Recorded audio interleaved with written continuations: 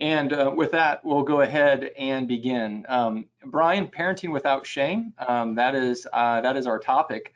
I'd like to step through just a little bit and see the forest for the trees on what we want to cover. Our objectives, we've got 3 objectives for this next 45 minutes or so. The first is to understand what shame is and how it affects people. So this is just simply a definition piece. What is it that we mean when we use the word shame? Shame can go by many different definitions. And I think that definition piece is important so we know what it is we're talking about. So we're going to define it. Then number 2, see how easily it is to shame in our parenting, to shame our kids. Now, I want to just set this level set here, Brian. Mm-hmm. And just be clear, this is my topic. I suggested to Brian and to others that we do this topic. And that is because I have come to see how I have shamed in my parenting. All right, so I'm going to go ahead and throw myself under the bus first and say I have learned a few things and I have tweaked a few things. And so the last thing we want to do here, Brian, is shame parents. Okay. Yes. Yeah. That would be moving directly away from our goals. This is not about shaming parents. And I know, Brian, that that's a little bit on a person's thought because one person, as when they registered, they mentioned feeling like a bad parent. Right. Another one said feeling like they should have done better when the kids were younger. So you can see that things are a little bit already amped up that, right. Oh my goodness, what am I going to find out in this webinar? And so why don't you give us let us at ease a little bit. You know what, I think that's such a great point, Matt, and that's even where I feel like maybe our title is even a bit deceptive in the sense that, you know, our goal might be to parent without shame, and yet we know inevitably we're not going to do that perfectly. We're going to make mistakes along the way. And I think one of the things that is encouraging to me in that is just to know how resilient the Lord has made kids and how they can thrive and bounce back even in the midst of the things that we really mess up. And so hopefully, you know, as we step into this space and we focus on identifying things that we don't want to do, you're going to find yourself there. Matt and I certainly would say the same. And the goal is not to use that to push us into shame, but rather to learn and really to be in this together, that this is not something that any of us has mastered, but hopefully we can learn and encourage each other on this journey. And you know what, really, Brian, what's been so helpful for me is just understanding the nature of shame, understanding what it looks like, and those types of things. It just really goes a long ways in helping me parent in a very healthy way. So I wanted to lay that level set to say, hey, listen, I appreciate Brian's comments, right? We've all been shamed. We will all do some shaming, but let's understand what it is. And that will be helpful. The third objective then is to learn practical tips on reversing the shame script. And actually, I find this to be very, very exciting, Brian, because even though I get it wrong many times, right. What we're going to try to elevate is ways that I can get it right when the pressure is off. And there's a lot to be said in these in-between moments of crisis moments. Does that make sense? Oh yeah, definitely. So let's look at just exactly how we're going to the content again.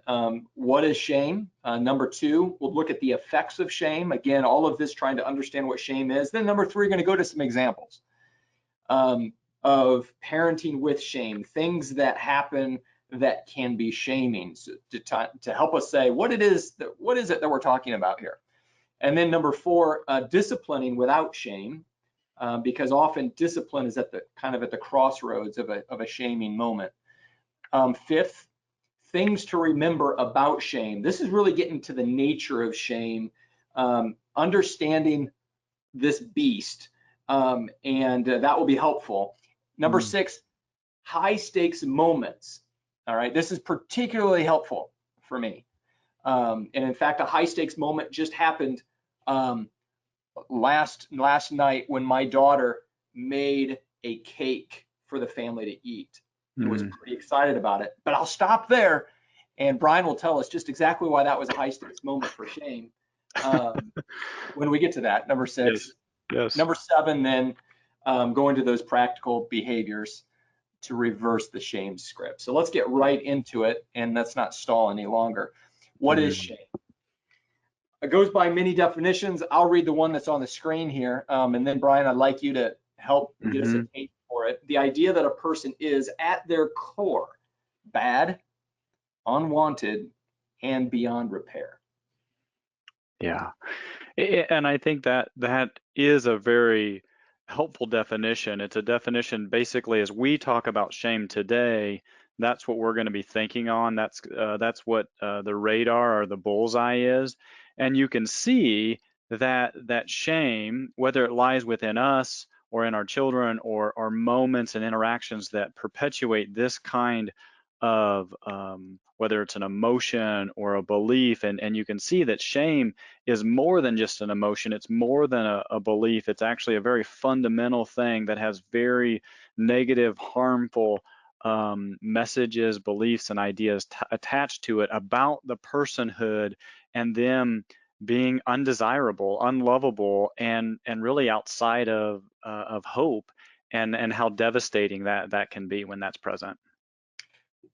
And just to make this observation, I mean, I think all of us on this call can kind of sigh a sigh of relief and say, I've never wanted to do that, right? Right. And so none of us ever want to do that. And so some of it is in the messaging, some is it in what our children hear, but really what you're positing here is that shame is an idea in their head. Right. It's Right. an internal script. What do we mean by an internal script, Brian? Yeah, it's those tapes or the thoughts that can run that basically are the fundamental ways that we view ourselves or view relationships, and those kind of lay in the background and are a lens through which everything is viewed. And so if the internal script behind is that I am bad or I'm undesirable, and you go out and you try to interact in relationships, you can see how much that's going to impact and taint everything that you see in a way that is going to make everything look like it's hurtful and against you, and that may not even be the intention. And I think that's part of what shame can be so frustrating about shame is it's so slippery. It's hard to wrap our minds around. And in the moments where shame attacks, we're like, wow, how did that even happen? Or I didn't even see that coming. And it can be pretty frustrating from that standpoint. I think another definition could be, and you've said this in a different number of words, but rejection. If Mm, people knew right. me, Mm, I would be rejected, and in fact should be rejected. mm-hmm. Mm-hmm. And Mm-hmm. so it really attacks a person's worth. Is that a good lens? Yes, exactly. Yeah. And I think, even it reminds me of an author that I was listening to recently on the topic of shame, and they were talking about shame more in a marriage context, but I think it's still fitting that he was doing a Google search and he started off, it was something unrelated to shame or unrelated even to the marriage relationship, but it started off with, you know, how to, and then the rest of it filled in, keep my partner interested. And that's not even what he was, but that was like the top search. And I think that's kind of one of the underlying messages of shame is that I have to do or be something to be desirable and you can, or interesting. And when that becomes the script that's playing in the background of our kids' minds, it can be very, very destructive. So let's now go just to that very, very destructive. Let's go to the Mm, effects of shame now. And what we're going to see on this next slide is a little bit of a progression. Let's hit the purple boxes first before we go into the finer points. But what shame does is it leads to a lie, and then that lie has an effect. So mm-hmm. shame is very much built on a lie. It's that idea that we just came from here. This idea that we've all agreed is not true. This is a lie. Right. But yet, if that gets inside a person's mind, then that has an effect. Right. Uh, Right. Brian, what more can we say about this progression? Well, I think what's interesting too, and one of the things we want to keep in mind is that we are in a spiritual battle. And I think that's one of the things that's so easy for us to forget, that's called out over and over in the scriptures. My mind's thinking right now of Ephesians, that we don't wrestle against flesh and blood, but against principalities and powers. And so even before the belittling event, Satan, or the evil one, is attacking our hearts, trying to convince us, just like he did with Adam and Eve, that God's holding out on us, that other people are holding out on us, and that you're not okay, and that sets the stage then for when events happen that bring shame, then that can kind of help reinforce or build out this lie and move us in, to the negative effects that eventually is what we see. But we want to make sure that we can see all these things that are going on underneath, and that's maybe where the battle is actually won or lost. See, and I think that's so insightful, to see this lie being whispered by Satan himself, and I think that's very insightful when you bring up Adam and Eve there. That's exactly what happens in that whole narrative, where Right. Satan whispers a completely different message, and God actually calls out to them and says, "Who told you this? Who told Mm. you that you were naked?" Right? Hmm. He saw the shame as being a message from somebody, Right. and so we have a message coming, from some event that is seated in a person's soul, that I am should be rejected. I'm unwanted. I'm altogether bad. I'm beyond repair. Right. Then that brings this effect. Speak to those 3 points: isolating, hopelessness, bitterness, and we could put more in the box. I would imagine. Right, exactly. Again, if we think about shame, what it is, it makes sense that it's going to move us into, pulling away from relationships instead of, engaging and participating in relationship, participating in life. It's going to move us into hiding and withdrawing. And in that isolation, the thing that we see as the problem, which would be relational interaction, is actually the solution, but shame flips that on its side. And then when we're alone, then it just is able to work over our minds and hearts with those lies and reinforce those, and those become, just who we are. And we even think of that as a parent. When we can see our mistakes and the things that we mess up on. That's going on, and then Satan's really good at concluding, you're a terrible dad, Brian. And in that, am I going to go talk to my friend, or am I going to, connect with my spouse about that lie? No, I'm probably going to hide and pull back, where Satan's able to then reinforce, those lies and keep me stuck in it. So Um, you've just really shared a cycle. Shame plays on a cycle, yep. and it's a self-defeating cycle, Mhm. that makes itself worse. So if I pull Mhm. into isolation, that's exactly, the opposite of the repair I need. Am I Mhm. hearing that right? Exactly, and the exact opposite of what our children would need in the parenting context too. But they don't know that. A lot of times we don't always know, are they isolating, or you know what, do they just need some space here? But Yeah. it's one of those things, if we can see the effects, then we can say in our back of our minds, is that what's going on? Is this maybe shame, or are there lies that are going on in their own hearts? Or is this, oh no, I just prefer being in my room for a little bit. Oh, okay. And we can check in on those things. And maybe to broaden this out, I'm thinking of a teenager Right. who doesn't want to go to social events. And Mm-hmm. okay, I've got a range of this in my own house. Some just would rather not go to a social event. Doesn't mean necessarily there's a problem, but I just wanted to expand this. What this could look very different and on lots of different stages, right? Right, exactly. So, and that's where I think part of this journey in helping not shame our kids is being able to know who they are, their temperaments, their preferences, where they're at as far as their developmental, progression, and being aware of some of those pieces. So we're like, oh, you know what? Maybe this fits, or maybe it doesn't, or maybe I should check in on this, because you're exactly right. It looks very, very different, in lots of different settings. I'd like to get back to that belittling event. We're going to Sure. show some examples here on the next slide, so we don't need to plow that necessarily. But Hmm. this belittling event is much more expansive than just parenting. This can talk a little bit about that. Oh yeah, yeah. So I think that that can look, whether that's a school setting, something happens in a public a situation, or with peers and friends, or even at grandma and grandpa's house. So yeah, it can look in lots of different places, and may not even necessarily have to do with parenting, but certainly is going to tend to have like a social aspect to it, or an achievement or a mistake or a failure aspect to it. But it may not necessarily be that you're, as the parent, involved in that event, certainly at times, but that's not a must.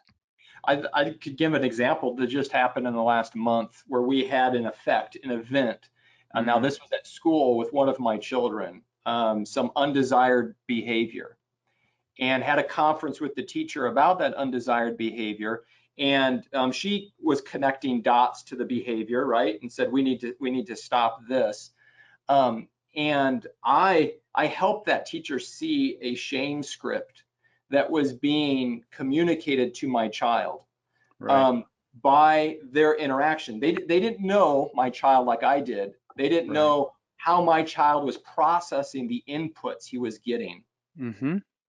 And it's actually in the last month a great deal of change has happened because now those who are working with him understand this what's happening here, and how the event leads to a lie, and that Mm, effect, um, and how to handle that yeah, interaction so that that lie is not being posited right. is really, really key, so that we don't have these negative effects. Did Yep. any of that make sense?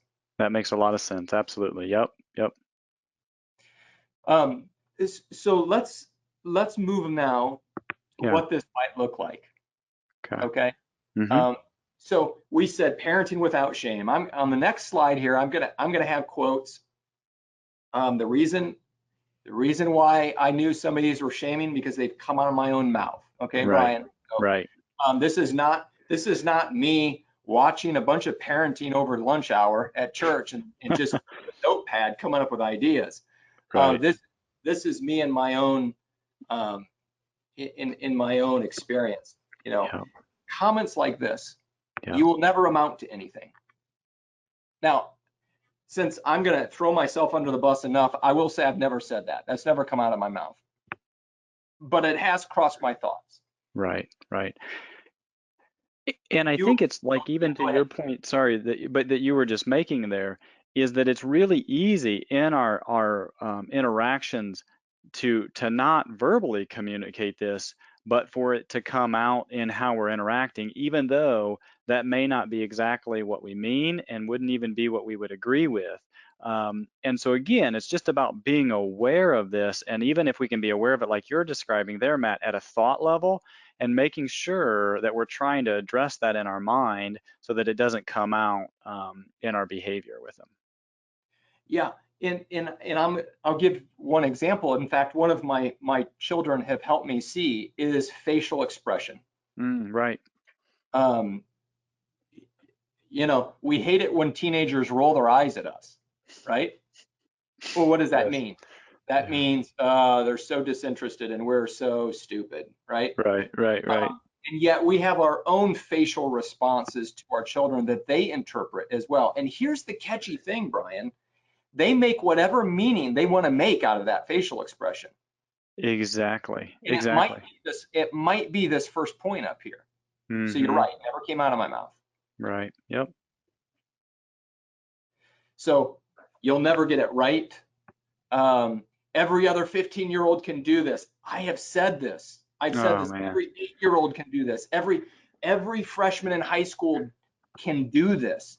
And in Mm-hmm. my mind, I'm thinking, oh, this will certainly motivate them, right? Right. Right. I'm not trying to demean them as much as I'm trying to motivate them because I'm exasperated. Right. Yeah, and I think that's a really tricky spot. Like we want to express belief in our children and confidence in them, but also in a way that is as building up rather than in a comparison kind of way, which is where I think shame uses comparison a lot. And even when it's not meant in a harmful way by us as parents, it often can be interpreted that way by our children for sure. Yeah. Yeah. Mhm. And I maybe point out the elements of some of these, Brian, that go to shame. So what is it about some of these comments that um, that feed into this process? Yeah. Does that Yeah. make sense? Yeah, I think so. I mean, I think a lot of it is like that we're kind of maybe at the core communicating, get away, or you are just messing everything up, and like that this should be different than it is, and not in a like in an encouraging or a teaching, but in just a very globalizing against them and their personhood rather than thinking about being really specific and direct. It becomes very attacking and very, oh, I can't believe you. Um, Yeah. mhm. And that last fourth point there, I don't care, is just something that I've been convicted about lately, to realize how often that comes out of my mouth. I don't care. It's, Yeah, and it could be, um, I, right. I'll give you this example. My daughter was painting or making some artwork at the Mm, table, right. and set the table. It was dinner time. Set the table, please. Working on her artwork. Set the table, please. Working on the artwork. And after 10 minutes, 15 minutes pass, she comes up beaming to me, Dad, look at this, just as excited as could be. Mhm, And mhm. all I saw was an unset table. Right, And right. so what came out of my mouth was, I don't care. Yeah. Mhm. And in that moment, I could see her drain, Yeah, because it was a high stakes moment. We'll get to those later. It was a right. high stakes moment for her, um, for celebration, and all I could see Mhm. was an unset table. And out of my mouth came, I don't care. Now there's a lot to clean up in that mess, Right. but it needed to be done better than I did it. Right. And that would be a really good example of like where we're just, saying to them, I'm not interested in you. And again, those things are going to come out of our mouths when we're frustrated and we're thinking one thing's going to happen and another thing happens instead. That's going to raise up our frustration and our emotions. And if we're not really purposeful and careful, we're going to say things that communicate that message of I don't care about you. I think another thing that comes up in my mind pretty frequently in this space is when a child is brave enough to approach us. So instead of moving into isolation, they approach us with a mistake or something that's hard.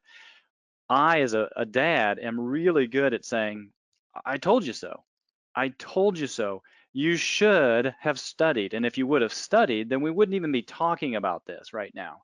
Or, yeah, I told you not to do that to your sister or whatever. And we move right into I told you so or correcting that's going to accidentally move them back into isolation. Whereas we want to engage them. Again, not that we can't provide correction or discipline, but we want to be careful to not move into that in a way that pushes them into behaviors that are going to facilitate shame. You know what? And I think that's a great lead in, Brian, to our next slide. We're going to talk about discipline, because even the examples you said there, right? They hit all of us. Mm, Like, yeah, and there's good messaging there. You did tell them.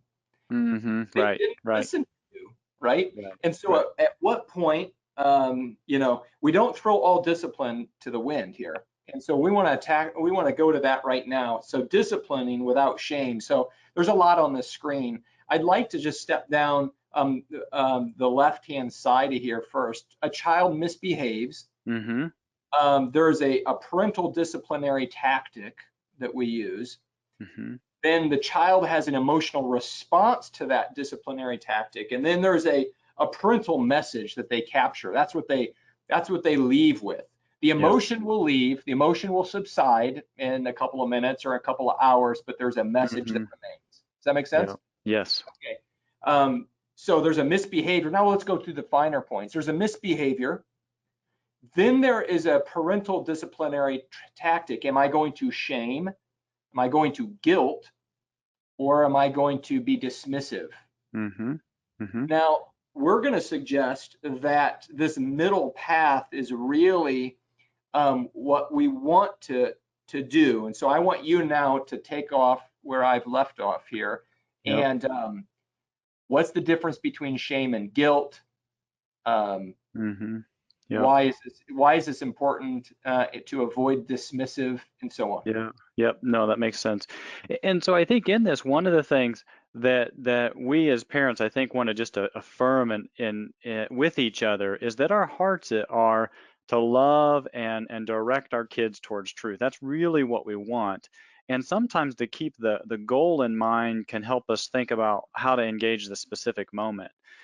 Well, with shame, one of the things that's really attractive about shame in parenting is that it generally does work. Like if a child is doing something that we want them to stop and we shame, generally speaking, that behavior will stop. But I think it's a little bit like you win the battle, but you lose the war. In the short term, that particular behavior stops, but it's going to lead to long-term lies taking root in their heart, and then you lose the long-term battle. And basically what it does is, again, makes the child feel bad, which is going to shut them down both activity-wise, verbally. So a lot of things are going to stop. But then what they're going to hear from us is, you can do nothing right, just stay out of my way, and unless you are doing exactly what I'm saying, or if I had need for you, I will come find you, stay out of my way. And no parent means to communicate, but that's where it takes them.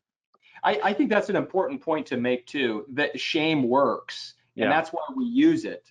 And I'd like to just even give you an example Uh-huh. that has not come out of my mouth. I feel like a need to be clear about what I've actually done and haven't done. Sure.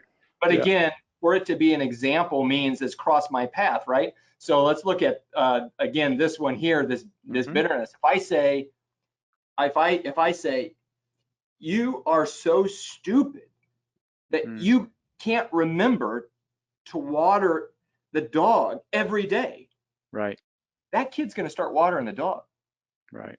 But what's that kid going to, perhaps we might get the obedience mileage, but I Mm. would I would say a great deal of resentment and bitterness is going to build in their heart, right? Yep.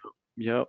So Yep. that's I wanted to accent what you're saying there. Shame, Mm-hmm. we fall into this because it's pretty effective in the short run, but has detrimental effects in the long run.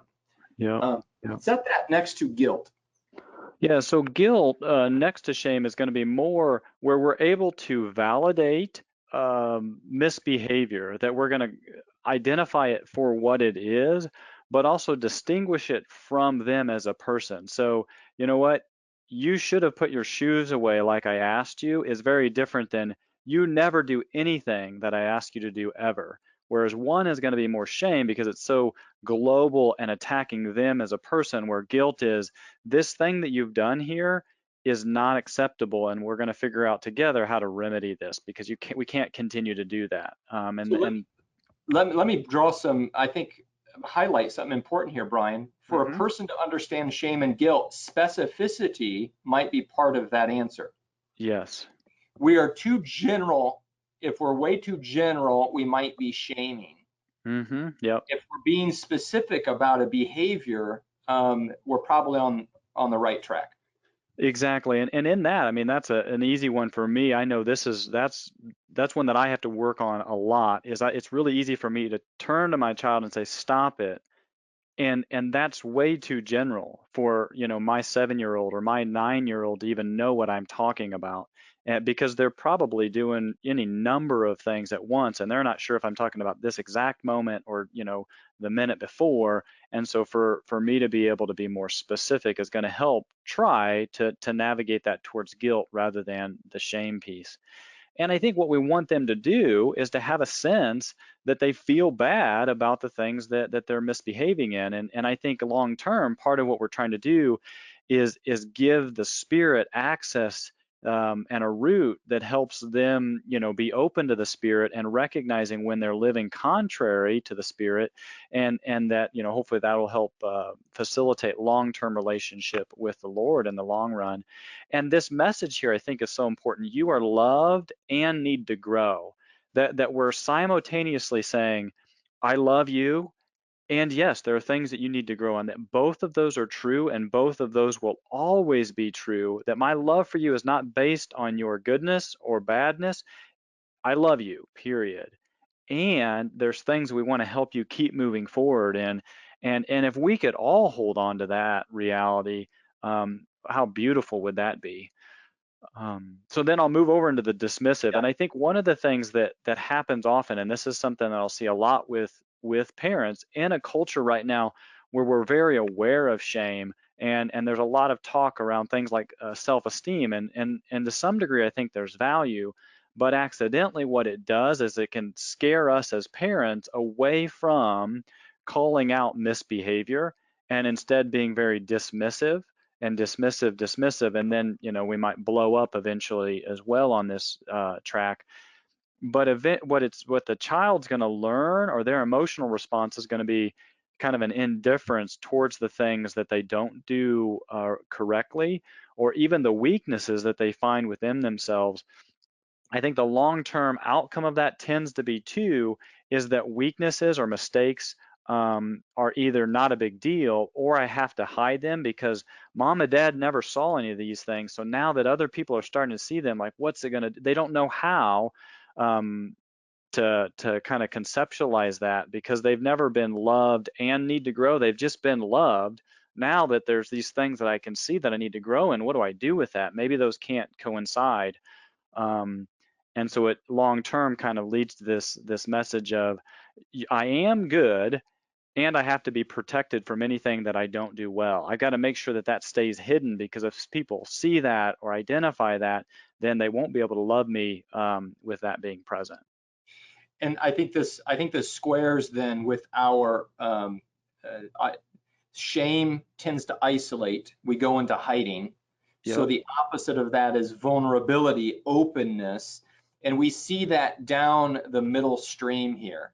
So that's really what we're purporting here, is Mhm. that as we interact with our children on a disciplinary level, we're Yep. thinking about guilt. Guilt is good. For whom the Mhm. Lord loves, he chasteneth. Yep. And we want them to feel bad about their behavior, walk in openness with that owning the misbehavior, Mm. and realizing that they can grow. But there is hope here. We can Right. see there lacks hope in the shame stream. There's a lack of hope, no hope at all. And even in the dismissive, we're not walking in complete openness. Right. We are ignoring Right. that. Yep. So, yeah. And I think too that this would maybe be one of the things I would really encourage people to think about as far as a takeaway. If you were to identify a parental message that you want to communicate over and over to your child's heart over the next week, month, years, what would that be? Maybe it's not you are loved and need to grow, but some kind of variation of that that's really going to say, oh yeah, that fits, and that's something that I want to have on the forefront of my mind. I think would be a really helpful lens and takeaway in this area to help kind of shift away from shame. I like that. I think that's very practical. I'm just going to take a little aside here, a little housekeeping item. If you have a question that you want to chat in, you've got a chat feature, and you can feel free to chat that in. I've got 3 more slides, and then we're going to go to Q&A. If you've got a question, you'll be able to voice that then, but I wanted to give you a little bit of heads up. Arlen Miller is in the background, and he'll be seeing chats that come in or questions that come in. So wanted you to know of that option as well, because there's a lot on this slide. Perhaps there are questions. We can certainly come back to it if folks have that. But let's move on now to the next thing. This is things to remember about shame. We're going to talk a little bit about the nature of shame. And again, there's far more than 4 bullet points, but I think these are helpful in helping us understand this space. The first one says shame shames. And just to tie back into some of our previous examples, It's when we are exasperated that we don't go to specificity, we go to generalities, right? Yeah. And very often, Brian, it's our own inadequacies, it's our Yeah. own failures as a parent that we're speaking out of. Right. And I'm going to be the only parent that produces this. Right. Who am I? What's wrong with me? Hmm. And that exasperation then gets dumped in a shaming way on our kids. Shames. Yeah. Yeah. So much so, and I think one of the things that in my mind speaks to this, that I think about in my own circle of fellow parents that I get to walk this journey with, is like, what does that look like, or how can we create a culture among ourselves where we don't hide from each other, so that we don't accidentally keep shaming each other and the things that we our own fears and insecurities that lie within. But what does that look like to kind of move towards openness with them, and facilitate a place where it's not a shaming that shames each other, but rather an openness that helps bring learning and even correction where necessary. But you're exactly right. My own shame is going to lead me to shame others and shame my kids if I'm not aware of that and trying to be working on that. I think those are great suggestions, and I think it's an important wherewithal that we understand that that my own personal care needs to be attended Mhm. to when it Yeah, comes to shame. We will shame and will be shamed. You've already mentioned this a little bit, Brian, right. that Yep. that hey, we live in a broken world. We're going Right. to do it and we're going to receive it. But the message here today is not necessarily to put the stops on all shame, because we cannot do that. We want to understand it and be able to navigate through it, respond according to it, Right. but we're not positing the idea that we're going to scrub shame from our lives, right? Right. No, exactly. And that's where, yeah, if we can just be aware of it, and I think it kind of speaks into the next bullet point, excuse me, Yeah. is if we can be aware of where shame maybe is attacking our own hearts or our children's hearts, even where it's not necessarily intentional, which the next bullet goes into, that non-shaming intent can actually still, their shame can be incited in those situations. And in that, if we can be aware of that, I can think of a situation not too long ago with one of my kids, that they were doing something and they had done something incorrectly, and I was like right there, and I yelled. But in that moment, and this certainly wouldn't always be the case, it wasn't that I was mad, I was actually concerned for them. But I could tell by the look on their face and just their emotional and body response that it felt very shaming to them. It was kind of a public situation where there was lots of people standing around. They were on a four-wheeler and they hit the gas too hard and it almost flipped it all the way over, and like, so in that I had a fair amount of repair to do, even though it really wasn't my heart to attack. But to see that, otherwise shame can grow there. Nor was it the wrong course of action, Brian. Right. No. Yep. And I It. think that that's important for us to understand, that the right course of action in that moment was a shout. And Mhm. there was going to be some repair that needed to be done, but you're up to the task for the repair to follow it up with. That's what I'm hearing. Yep. Yep. Exactly. And just to be aware of that. So it's not a failure in and of itself when our kids experience shame. That is going to happen. It's really about how do we come alongside and speak into that. Whether we have blown it or not, we still want to try to speak into it and say, nope, I love you. Yeah, there's work to be done in your heart and mine, but I love you, and that doesn't change in the midst of this. We had somebody who registered to talk and ask, how do I parent without yelling, or something to Mm, that fact, yep, this admission that I'm yelling. yep, And that strikes really close to my reality. I totally get it. And I would like to perhaps place my finger on the cross section of yelling and shame. And I'd like your response to this, Brian. But I might respond to yelling. First, you just gave a great example where yelling was appropriate. Okay. Um, but typically yelling is passionate, mm, and typically yelling does not invite a response except for mum obedience. Yeah. And what we want to do is we want to draw our children out into relationship and into communication. And so that's the crossroads of yelling. That's where we would want to be careful that our passion doesn't close down interaction. Right. Is that a fair statement? Yeah, no, I think so, absolutely. And I would say, I think probably every parent can connect with that idea that that's a challenge. I think it is one of those things, and sometimes it's appropriate to do so. One of the challenges I think we got to be aware of is that, again, yelling can be useful, but if it becomes our go-to tool, which really can be quite easy once it's useful, it shuts down the behavior. Okay, well, I'll just keep doing that. But then if that's our only tool in the toolbox, then yeah, there's no dialogue. We're not actually hearing what's going on in their hearts. Therefore, we can't speak into that. But if we can kind of bring our level of intensity down to a smaller place where the passion isn't as intense, like you're talking about, Matt, then that's going to create relational space, which is exactly what we want to do. That's the thing that we want them to learn, that relationships are a safe place where healing can occur, and we can model that by working on not just defaulting to the yelling. I like that, and I'm going to add another example. I taught a number of years in the public setting, and I feel like I'm a better parent to other people's kids than my own. That's another topic, another webinar maybe we'll do why that's the case. For sure. But one thing I did learn to this topic of passion and yelling is when I was upset about something that I needed to address with a classroom of students, I told them that. And I told them, I'm going to go stand over there and on that square there, and I'm going to lay into this. All right.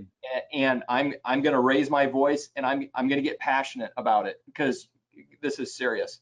But then I'm going to step off of that square, and I'm cool, guys. All right. And I wanted them to see the separation that I'm not carrying a grudge, that I can separate them from their behavior. Right. And so I went over and I stepped on the square and I let them have it, because they needed to hear a few things. Right. And step off the square and continue with the most important thing, and that's the relationship, and that's enjoying one another and appreciating one another. I don't know if that's clinically sound or not, but it was, I think when it comes to the yelling question, can we separate what it is we're yelling about from their person?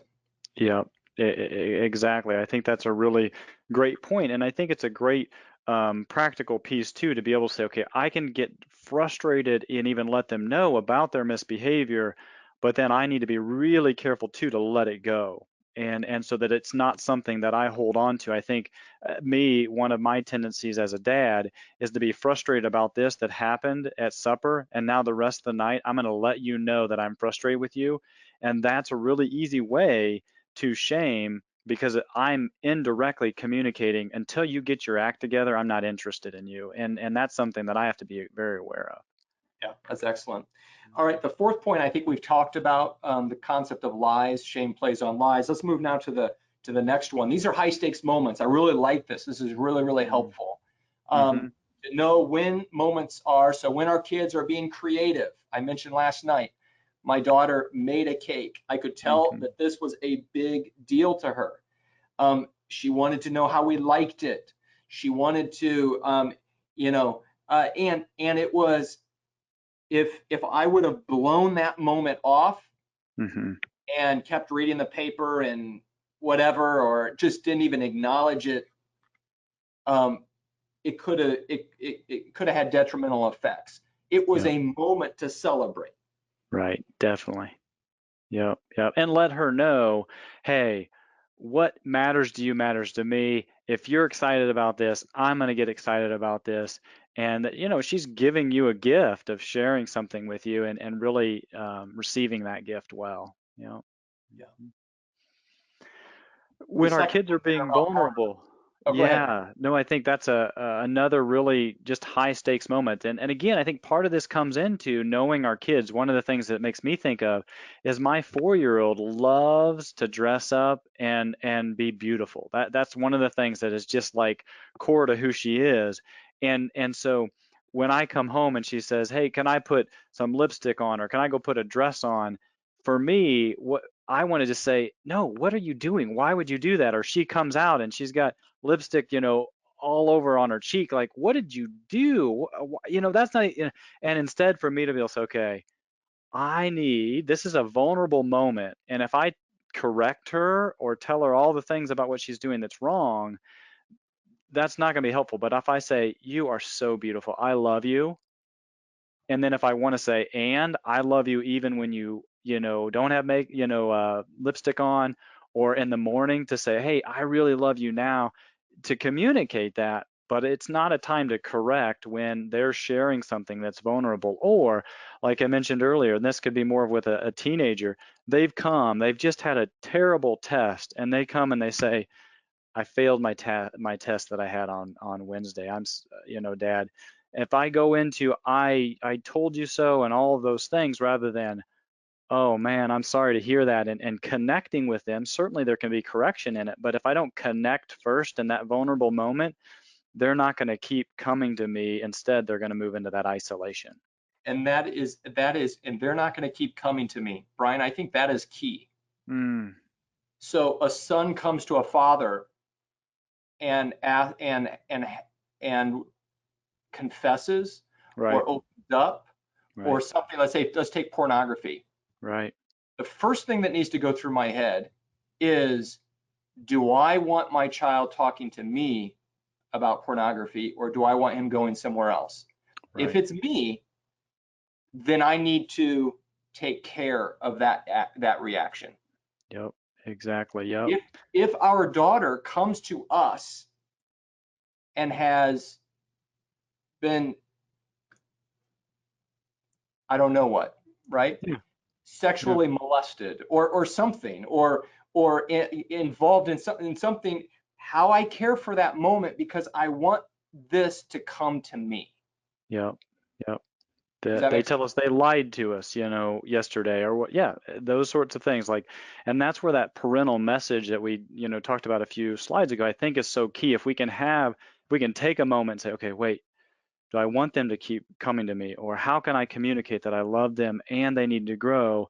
That can be a grounding thing so that we don't just react out of our emotion. We can respond out of wisdom, which is really, really tricky to do.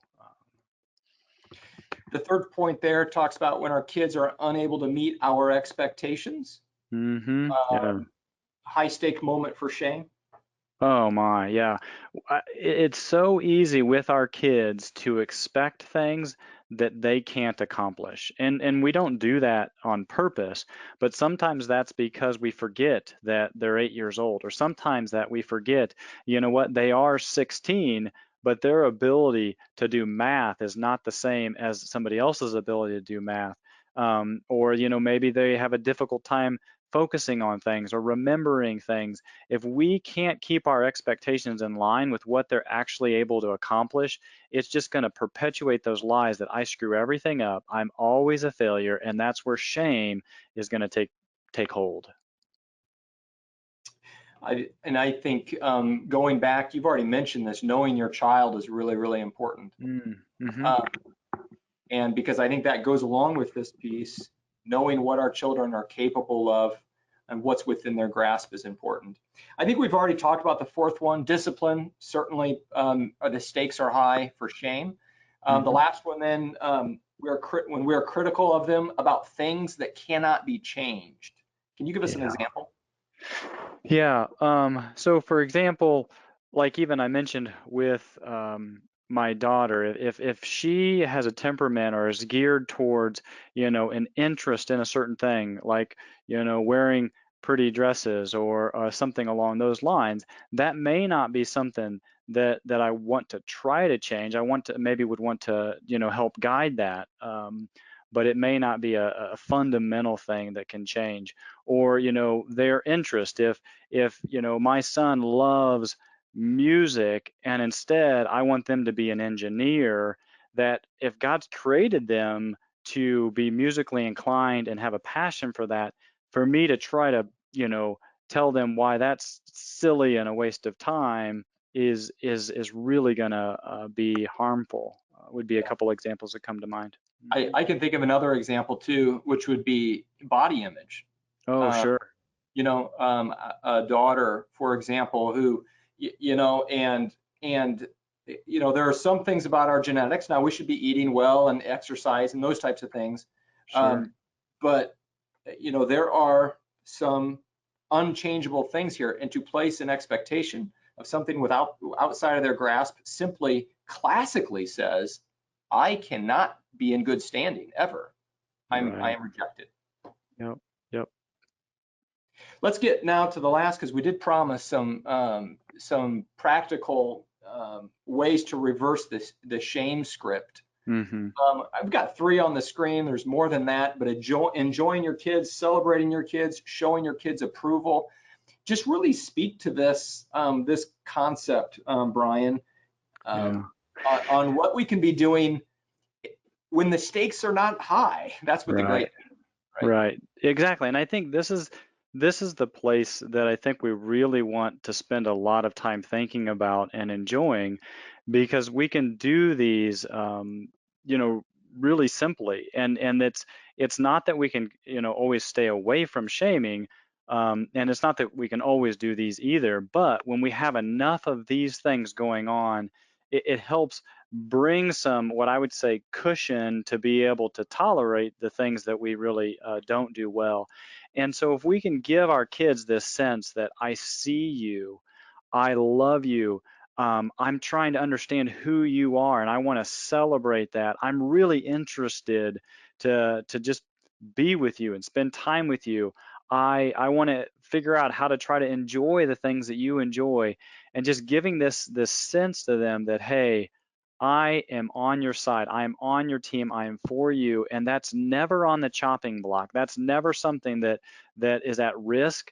I am your dad. I love you and I am for you always and ever, if I can give them that kind of a picture. And you know what, Brian, is sometimes we have to be intentional and deliberate about this. Yeah. Is sometimes in phases of life and with kids, they're just, it seems like one crisis at another. Oh man. Yep. And I have already, put a reminder in my phone to do some of these things. Mm-hmm. Do this today. Yep. Track down kid X, Y, or Z, Yep. and laugh with them Yep. Yep. and figure out something to laugh about. Yep. Exactly. Yep. Yeah, I think if we can play with our kids, it is, and I think you're right, just even setting that reminder, because I know for me, and this is one of the things I try to do every day on my way home from work, is to pray about how I'm going to enter my home. Now, again, if you're a mom and you're at home already, you don't get that opportunity to shift gears and roles, so that makes it harder. But to have a reminder on my phone, because I know my natural tendency is to come home and to just move into task. You know what? The first thing is how do I get everybody sat down? Then how do I get everybody to get done eating? And then how do we make sure homework gets done? And then how do we get, and it's just like, instead of, wait, I need to slow down and laugh and celebrate and enjoy this silly thing that happened. And even, when we're doing family devotion and they're being goofy, my tendency is to want to just cut it out. And no, this is part of some of those things that can help them make sure they know that I want them to have fun. I want this to be a safe, peaceful place, rather than just making sure that nobody's doing anything that I don't like. Yeah, Yeah. that's great. That's great advice. We've got 5 minutes to the top of the hour. Maybe somebody's got a question that they would want to voice. You're sure welcome to unmute your mic and just give it audibly. You can chat it in with the chat feature as well. Arlen, did anything come through from your perspective? I didn't see anything come through on the chat feature, but I did have kind of just a follow-up question while people are thinking about what they want to ask. Um, Building upon this idea of where do you go if you have kind of blown it for years, and how do you begin to repair those scripts, right? So if you're in a situation where you feel like maybe, you feel like for the last, many years you have been using shame to parent, and you can see it in your kids, and you can see in how they even interact with you, right? And the type of relationship you have or you don't have with them. How do you start to get back into that script rewriting? Brian, what would be the first step to take in Yeah. your minds to begin to repair some of that? Yeah, no, that's a great question. And it takes me into some of, one of the points we talked about is how shame shames. And so sometimes when we recognize our own mistakes and sin, what happens there is that we feel bad about that, and then we get stuck in that, and it moves us into the isolation or the hopelessness that we talked about.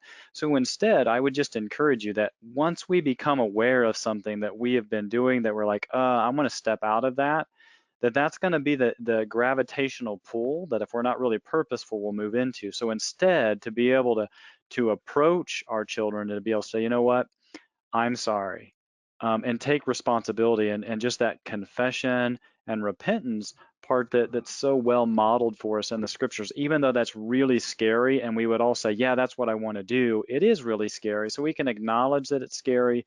And then from there, talk to our kids about, how maybe that could be shifted, or maybe where they have felt some of those things, and to be open again to being influenced by them. I think that would be a really good place to start, and then maybe even to invite other parents or people that you would respect and trust to help you think through what that might look like practically. Mm-hmm. Provide a level of accountability within that too. Good. A question just came through. The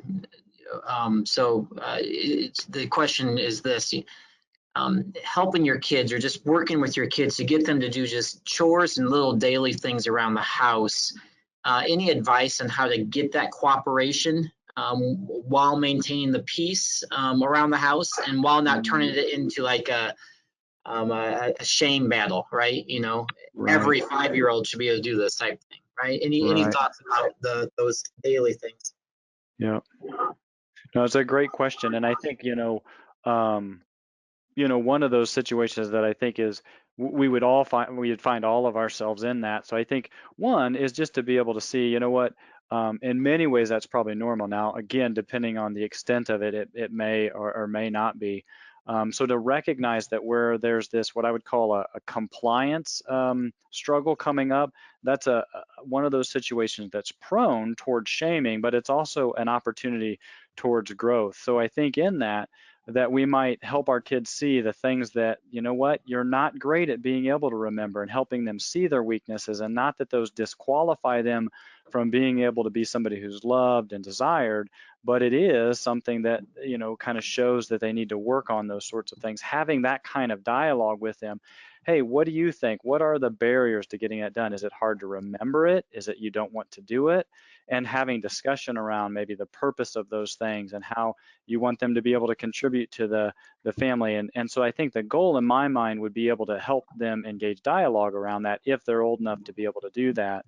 And they, not necessarily that they'll agree with it, but they would maybe be willing to then consider stepping into it. And it's probably one of those things that we'll have to keep working at and reminding time after time, and hopefully those bricks, as they keep getting laid over time, lead towards change in the long run. If I could add something too, just to separate their worth from their task. Yeah. And sometimes the way to do that, I get all huffy, right? You can get huffy and direct and exasperated. But what if you were to add this to it? I told you, you need to do this, whatever. And when you're done, I got a really funny joke, and you got to hear this, but you got to get that done first. What you've just done in that moment is you've separated their worth from because you've just told them that you're at peace with their person. You want to be with them, even though you're up to here with their disobedience in that particular area. Now, it doesn't have to be a joke or anything. It's these points on here, right? Enjoying your kids and celebrating and showing approval. That concept of a grudge not being held, I think, is really, really key. Yeah, that's good. Well, we're at the top of the hour here. In fact, a bit past. I was blessed, Brian, by this list here, and I want to close with this. This list is chapters 1 and 2 out of Genesis. This is the relationship God had with Adam and Eve. Enjoyment, celebration, approval. After sin, shame enters and compromises these things. So there's no wonder that these things are part of the remedy. It was part of the original design. But we do now deal with that shame. But if we could model like God did, his calling out to Adam and Eve, saying, come out of hiding. Where are you at? Come on out. If we could have God's reflection as parents, that we would consistently do the same thing, calling our kids out of hiding. What a tremendous, huge lesson that's going to be for them on many levels. Amen. Thanks, Brian, for being here. Thanks each one for being on.